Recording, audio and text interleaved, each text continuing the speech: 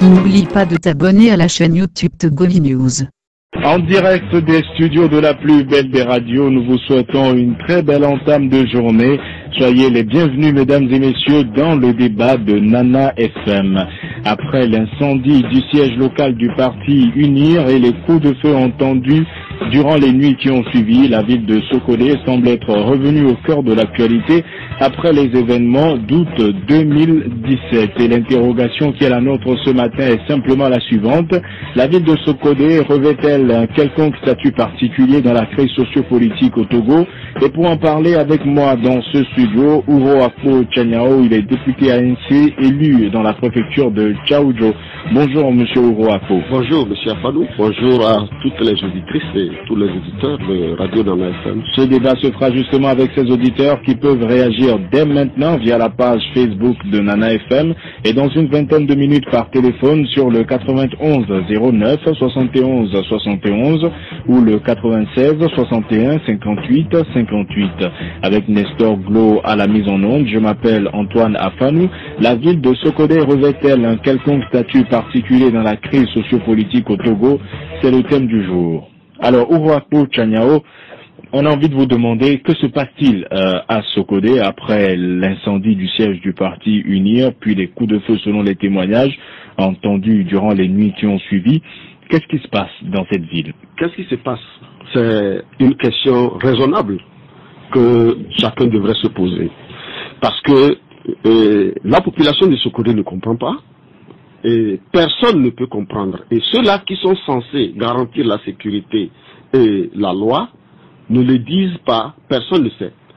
Vous aviez dit que tout a commencé avec l'incendie du siège du parti UNIR. Non, tout a commencé avec le vandalisme du siège du parti panafricain PNP.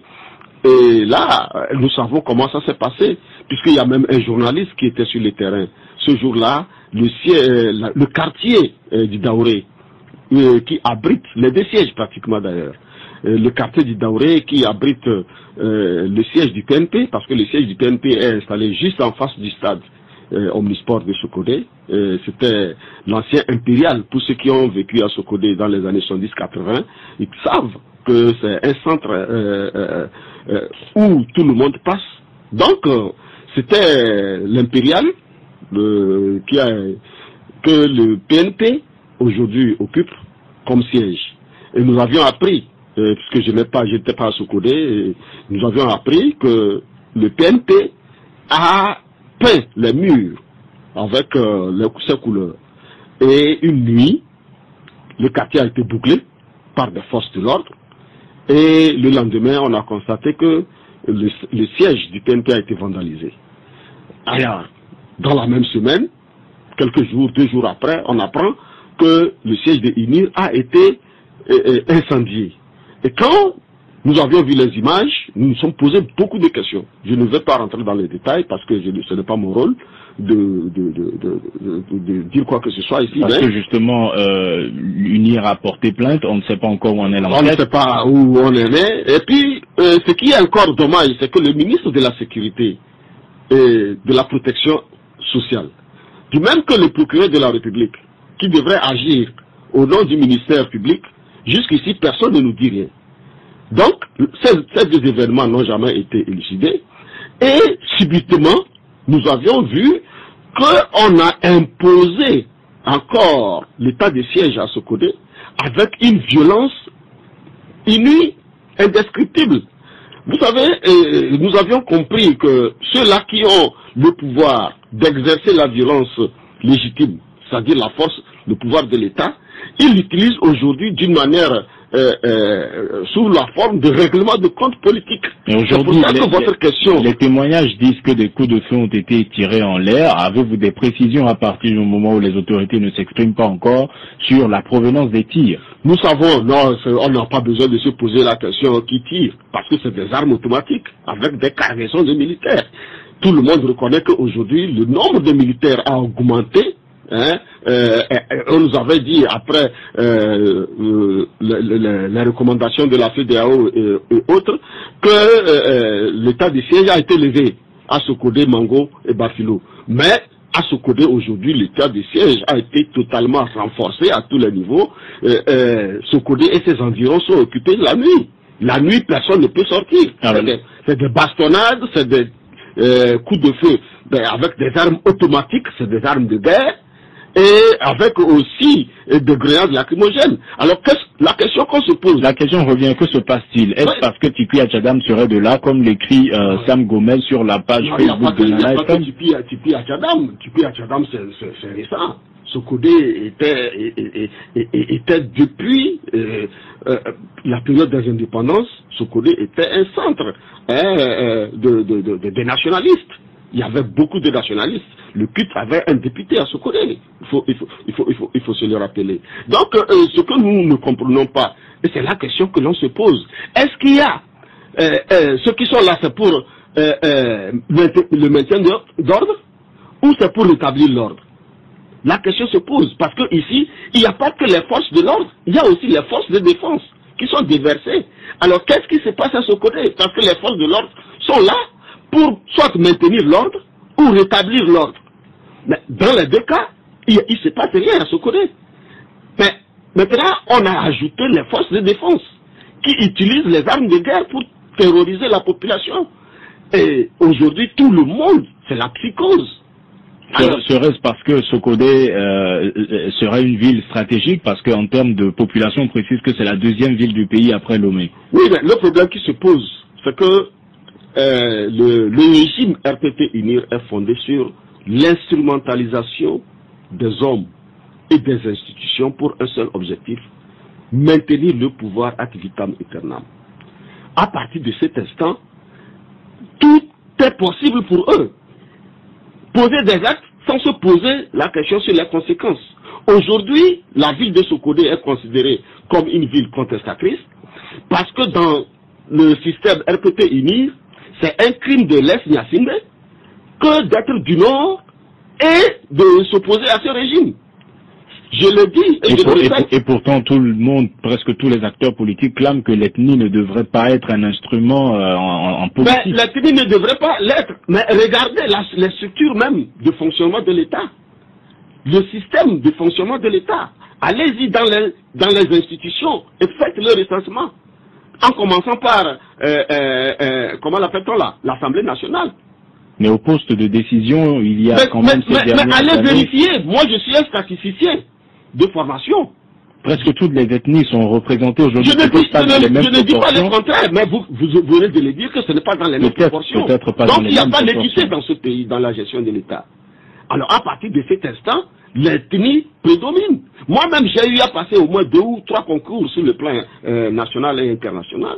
Mais parfois, on m'a posé une délai. Tu es d'où? On m'a posé cette question-là au moins 2 ou 3 fois. Une délai. C'est-à-dire, tu es d'où?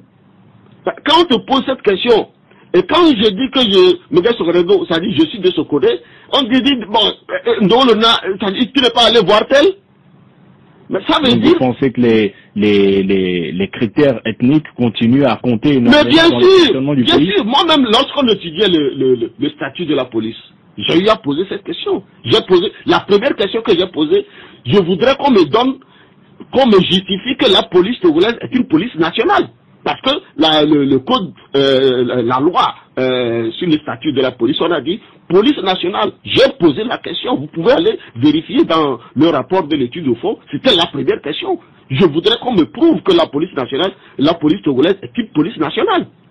Et j'ai dit que moi dans ma famille, personne ne va au concours de la police parce que nous n'avions personne pour nous protéger dans ce sens. Et allez voir comment ça se passe dans les concours. Vous vous rappelez même le dernier concours de la police, comment les choses ont été faites. Cela veut-il dire que pour vous, Sokodé revêt un caractère particulier dans cette crise? Non, j'ai dit que Sokodé est considéré, à tort ou à raison, que c'est une ville rebelle où la population est contre le régime et que être de l'opposition ou s'opposer à ce régime, c'est un crime de l'Est Nyassimbe. Je voudrais que ce soit noté. Donc, moi-même, ça fait plus de 20 ans que je suis dans l'opposition, je sais ce que je subis. Mes parents qui m'ont précédé dans l'opposition, vous avez vu ce qui est arrivé à Fedjo Boukari. Mais il avait dit que le RPT est un parti de malheur. Il l'a dit, c'était en 1993. Et jusqu'aujourd'hui, nous sommes en train de le vivre. Avec le RPT qui n'existe plus. Et UNIR n'est pas différent du RPT. Mais Jean-Pierre Savard dit que c'est un serpent qui a mu. Un serpent qui a mu, cela ne veut pas dire qu'il n'a plus de venin ou bien on lui a arraché les crocs. Bernabé Sedoufio pense que Sokodé est aujourd'hui une ville martyrisée, mais Franck Mouzou, sur la page Facebook de Nana FM aussi, écrit que Sokodé est une ville comme toutes les autres. C'est regrettable ce qui s'y passe actuellement, mais les politiques doivent savoir que nous avons une patrie en partage et que nul n'est plus togolais que son concitoyen. Non, ce n'est pas une question de politique. Il ne faut pas généraliser. Et on a quand même l'impression que les événements qui se sont succédés, on sent que ce sont des événements programmés. Le vandalisme du siège du PNP et l'incendie du siège du RPT, ça nous rappelle quoi? C'est que moi j'ai été victime, j'ai été arrêté dans l'affaire des incendies du marché. Qu'est-ce que nous avions compris? C'est que dans le système RPT-INIR, il faut utiliser le feu pour arrêter le feu. Vous verrez que lorsque le régime est en difficulté, chaque fois qu'il est en difficulté, il utilise le feu. Nous avions vu... Sauf que l'enquête n'a pas encore établi... Mais parce que celui-là à qui on confie l'enquête, c'est lui qui est le responsable. Vous ne pouvez pas demander au voleur d'aller chercher celui qui a volé.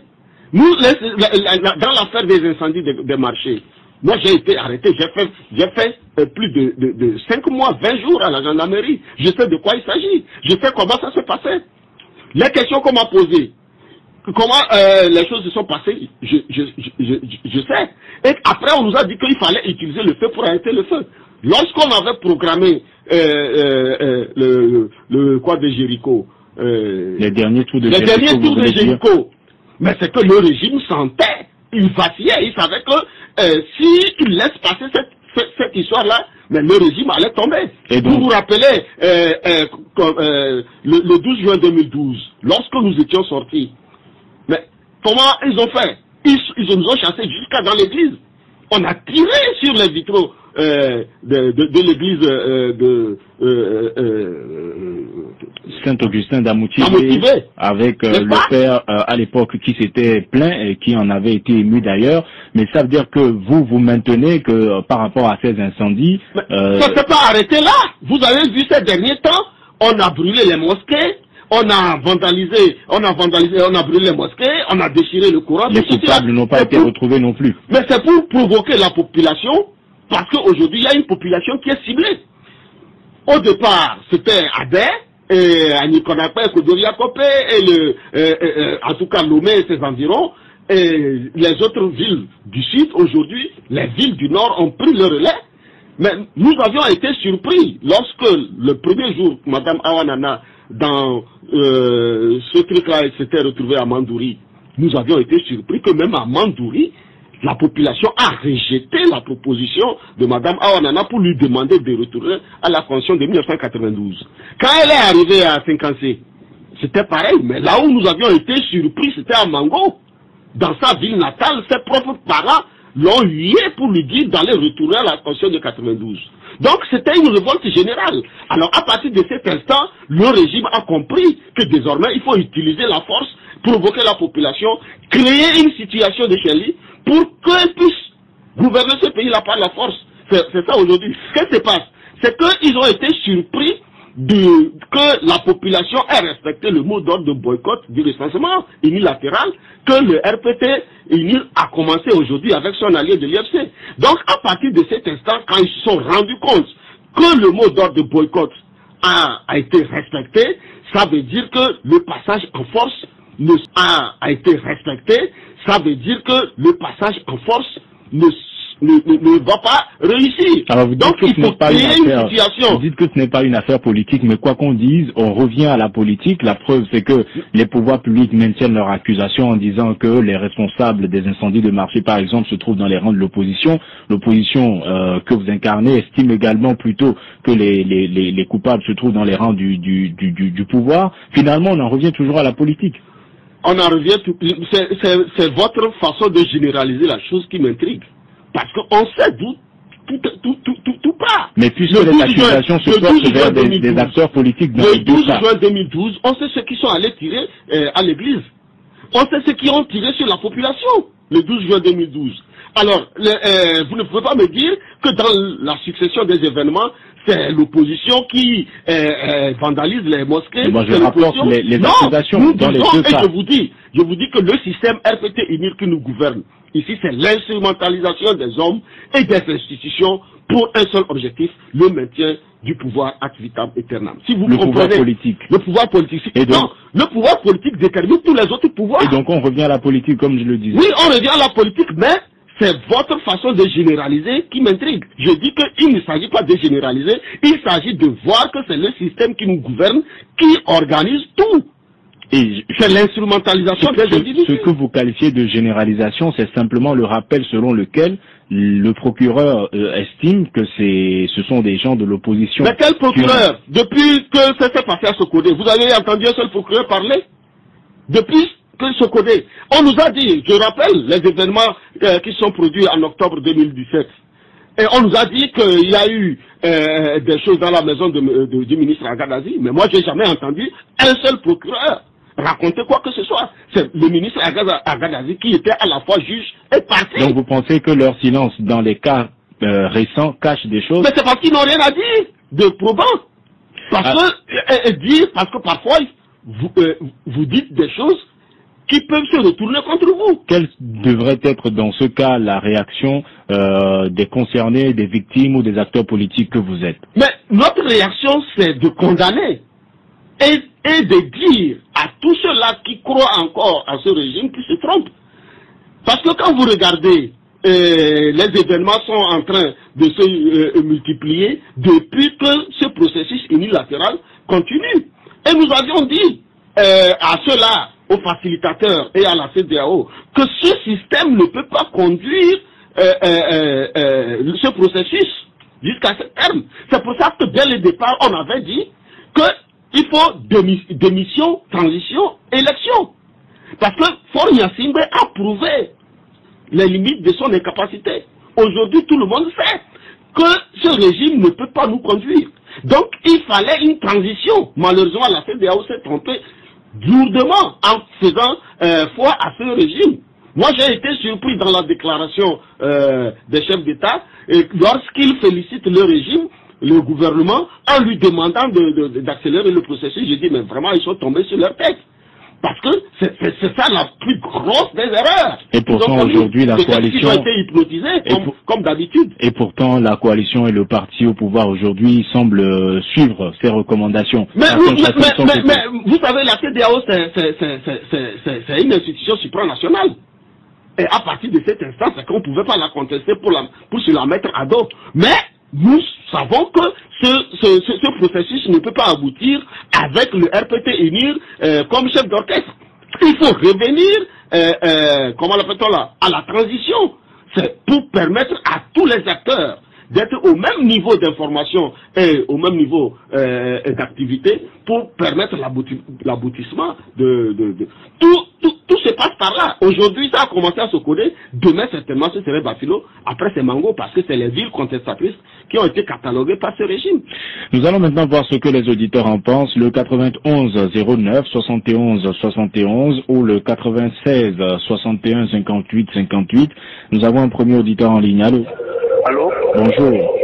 Bonjour. On vous appelle comment? Et Max à Devon. Alors Max, veuillez baisser un peu le volume de votre radio. Est-ce que la ville de Sokodé revêt un quelconque statut particulier dans la crise? Et bonjour à votre invité. Bonjour. Effectivement, Sokodé, moi je ne vais pas prendre Sokodé seul. Et comme l'a dit tout à l'heure votre invité, et d'autres villes sont ciblées dans le nord. Il y a Mango, Bafilo et Kamba aussi qui semblent entrer dans la danse. Est-ce parce que ce sont des villes stratégiques sur le plan politique? C'est la question. Oui, villes stratégiques, oui, parce que je ne voudrais pas aller sur le côté religieux, mais c'est ça que moi je vois. Parce que ces villes que je viens de citer sont à plus de 90% musulmanes. Et vous savez que les imams ont des... Et comment est-ce qu'on l'appelle? Ils ont des pouvoirs et peuvent faire pression sur leurs adeptes pour orienter les votes. Mais bien entendu, ce n'est pas le devoir ou la mission des imams. Ouro Ako Tchaniaou nous dira dans quelques instants. Je le sais. Bien. Mais vous pensez qu'il pourrait y avoir une influence? Oui. Bien. Parce que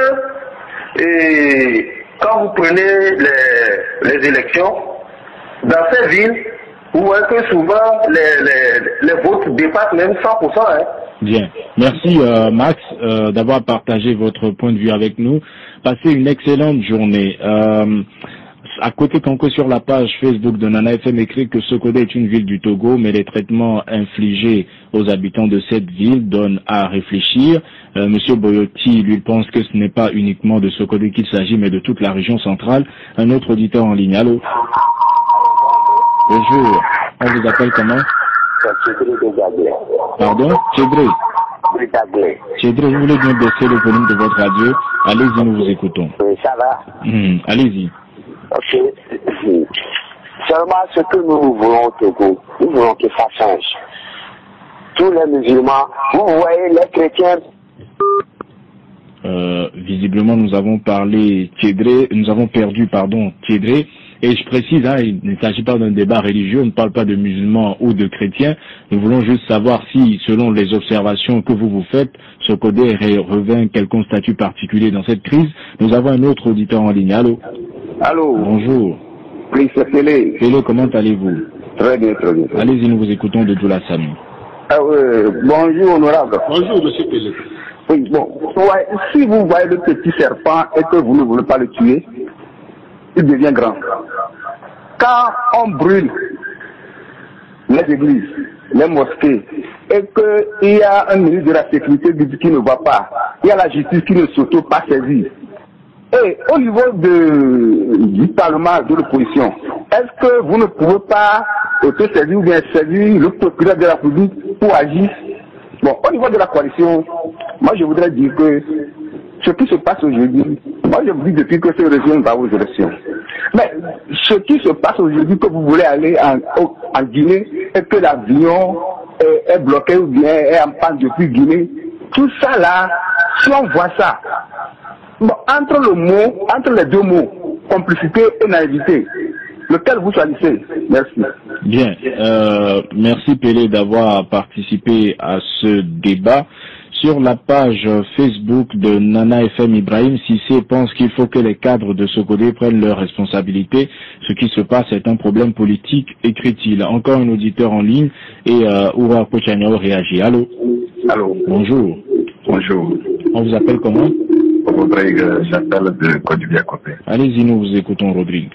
Oui, vous avez posé la question si la ville de Sokodé revêt un statut particulier.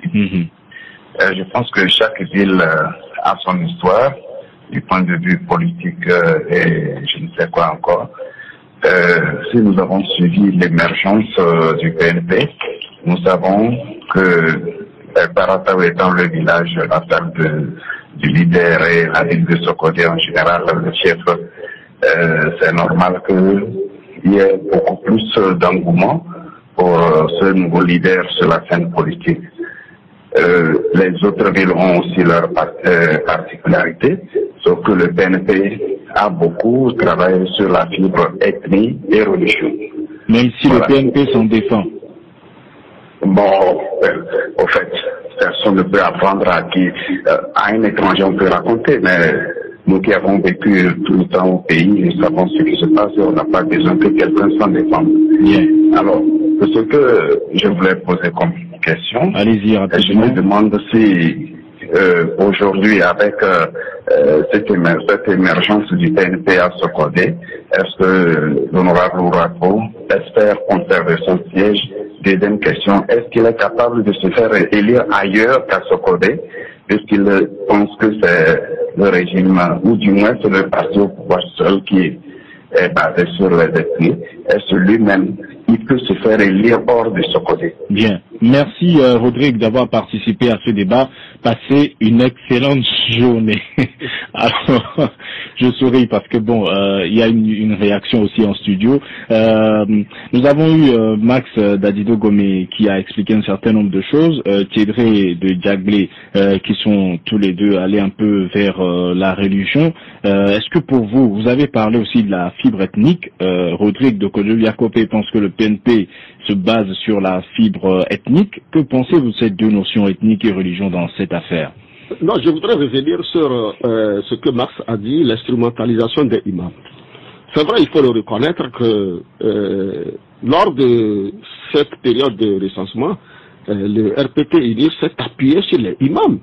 Parce que ils sont demandés aux imams de dire dans les mosquées, surtout après la prêche de vendredi, parce que le vendredi c'est la prière qui rassemble pratiquement tous les croyants. Mais le parti, malheureusement, parti n'a pas officiellement lancé d'appel aux imams. Nous disons l'instrumentalisation des individus. Ça veut dire que si vous êtes un responsable ou un cadre ou je sais pas, ou dans votre quartier, c'est qu'on s'appuie sur vous pour conduire tout le monde vers vous et obliger les gens à agir par rapport à vous.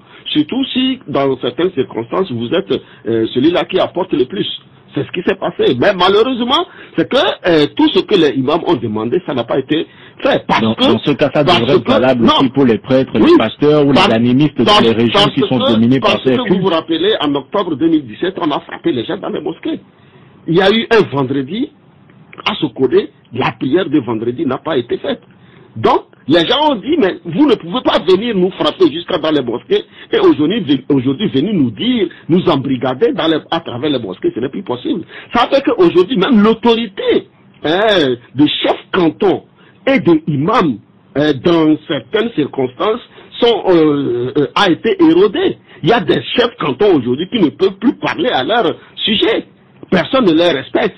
Parce que le régime les a vraiment transformés. Parce que vous pensez qu'ils ont pris parti, certains d'entre eux. Mais bien sûr. Alors, ils ont été instrumentalisés et la population s'est révoltée d'abord à la base contre eux. Qu'en est-il de l'ethnie alors? Rodrigue pense que c'est ce dont se sert le PNP de Tikpi Achadam. Bon, vous savez, dans la plupart des cas, le PNP, dans son langage, s'adresse beaucoup plus en Kotokoli. Parce que la plupart des militants... C'est la langue du milieu. C'est la langue du milieu, c'est tout à fait normal. C'est comme les gens m'accusent, moi, de ne pas parler Mina.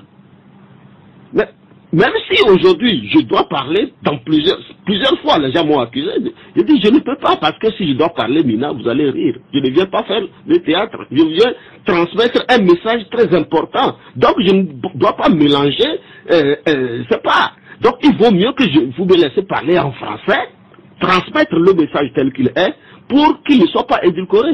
Donc c'est ce qui se passe. Donc on ne peut pas dire que parce que ceux qui militent ou ceux qui travaillent par le Kotokoli, que ça veut dire que tous sont des Kotokoli. Moi je suis Kotokoli, mais je suis du PNP.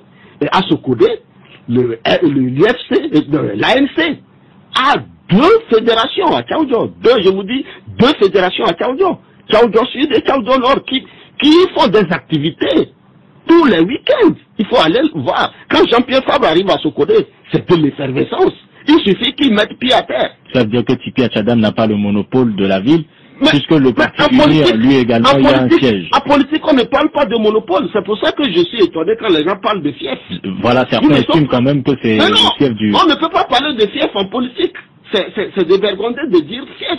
Mais ça existe quand même, des localités où un personnage politique a l'assentiment de... Oui, mais ça veut dire que vous aviez quand même des électeurs, ou vous avez une base électorale. Mais ça ne veut pas dire que c'est votre fief. Alors, c'est comme si tout le monde vous suit, non. Rodrigue vous demande si vous pensez conserver votre siège en cas d'élection et si vous avez la possibilité de vous faire élire ailleurs. Conserver mon siège, ce n'est pas l'objectif. Mais avoir la possibilité d'être élu ailleurs, partout où je passe, tout le monde me demande. Vous savez, j'ai fait 15 ans à Kara. Je pouvais. Et j'ai créé des structures politiques à Kara. avant même d'être politique, je suis syndicaliste. Je suis membre fondateur de l'ISEC. Et nous avions créé le syndicat des enseignants de l'enseignement technique. J'ai fait beaucoup de choses à Kara. Si j'étais à Kara, je pouvais me faire élire peut-être, c'est pas, dans un enseignant de l'enseignement technique. J'ai fait beaucoup de choses à Kara. Si j'étais à Kara, je pouvais me faire élire peut-être, c'est pas, dans un secrétaire municipal ou je sais pas où. À Lomé ici, je suis sûr que si le parti veut que je sois candidat dans un milieu ici, je peux être élu. Donc ici, nous on ne parle pas d'ethnie.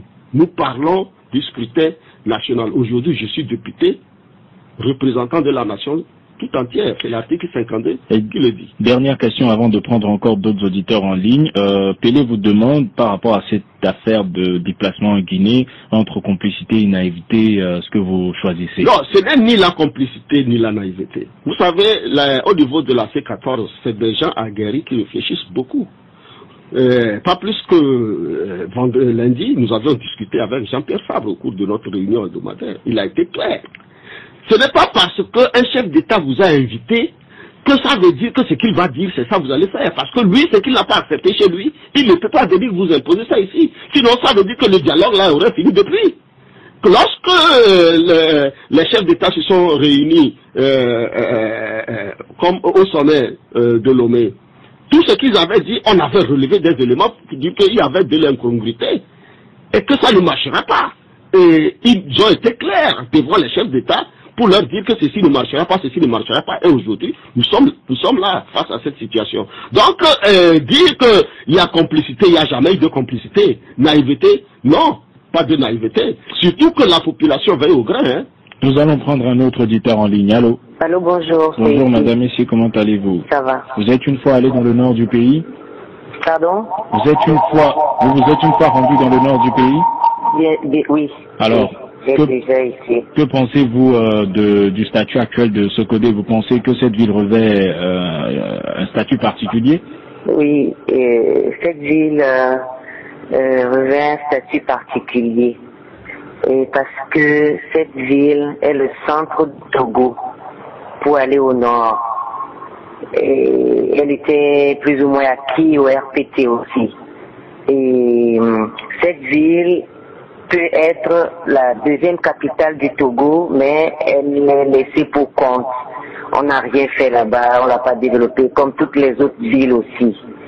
Et puis, cette ville a été le fief du grand Diobo que les Togolais feignent d'oublier.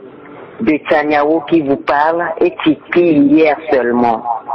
Et je dirais que c'est une ville de résistance. Est-ce que c'est une ville qui est disputée entre acteurs politiques avec vos impressions? Oui, parce que c'est une ville, comment je peux dire ça? Prête-moi un mot là. Stratégique. Stratégique, voilà. C'est avec ce terme que j'ai résumé tout ce que vous aviez dit. Oui, oui. Bien. Et cette ville est en train de tomber des mains de ce pouvoir et qui essaie de le récupérer, de la récupérer, mais avec une violence qui l'arrange pas. Bien, moi, merci. Je sais que l'histoire de la libération de ce Togo martyr s'écrit inexorablement sous nos yeux, quoi. L'histoire de libération s'écrit et ça va se faire. Merci Madame Essie d'avoir participé à ce débat. Passez une bonne journée. Le 91 09 71 71 ou le 96 61 58 58. Un autre auditeur en ligne. Allô? Allô? Bonjour. Bonjour Antoine. Lawson depuis Casablanca. Lawson depuis Casablanca. Allez-y, nous vous écoutons. Je salue l'honorable Ouro. Merci beaucoup, doyen Lawson. Antoine, encore une fois, je salue le vaillant peuple martyr du Togo et spécialement, je ne dirais pas du Sokoré, mais du nord de notre cher pays, le Togo. Et il n'y a pas que Sokoré, il y a les villes alentours. Et il y a Kara, qui est vraiment inaccessible aux activités des partis politiques de l'opposition légalement constituée. Vraiment, je ne sais pas quoi dire. Vous savez, lorsque les Blancs étaient arrivés en Afrique, pour mieux nous régner sur nous, ils nous ont divisés. Et je pense que le pouvoir en place a hérité vraiment de cette attitude. La lutte pour la démocratie et le respect des droits humains est prise comme si c'était les gens du Sud ou comme les gens du Nord. Et c'est un crime de lèse-majesté d'être ressortissant de Nord et de l'unité dans l'opposition. Donc vous partagez un peu la vision de Ouro.